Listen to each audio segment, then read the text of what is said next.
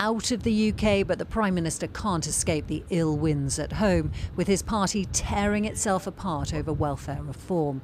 Keir Starmer facing the biggest rebellion of his premiership, and yet insisting another U-turn is not on the cards. The Labour argument is for reform, to make it work, to make sure we've got a welfare system fit for the future. And that is the whole purpose of these reforms, and it's why we need to see them through.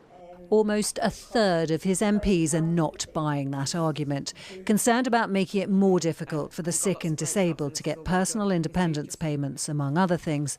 The numbers signing an amendment to wreck the legislation has now reached 124, spanning all parts of the party, including 10 select committee chairs. We've got to take stock. We know that 250,000 people will be plunged into poverty if it goes forward in the way that it is currently. That is something that none of us came to Parliament to do. The old guard and new MPs. So let's see if this amendment, with the numbers that are signing it, will put more pressure on the government to change their mind. It's almost like a cry for help. It's a cry to be heard for ministers to just take a pause. If the government want to take the whip off people for that, then that's entirely up to them. I'm prepared for it. I'll stand up for my constituents first every single time. This is why the government has a problem. If all opposition parties vote against the bill, only 83 Labour MPs need to join them for it to be defeated. And already more than that, over 120 have signed this amendment.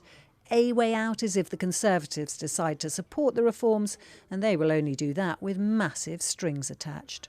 If Keir Starmer can make a commitment at the dispatch box that meets our three conditions, then we will support him.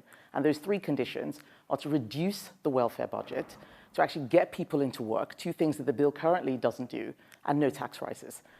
That's not going to be a palatable option for the Prime Minister, but whichever way he faces, back down or plough on, his choices are not good. Romilly Weeks, ITV News.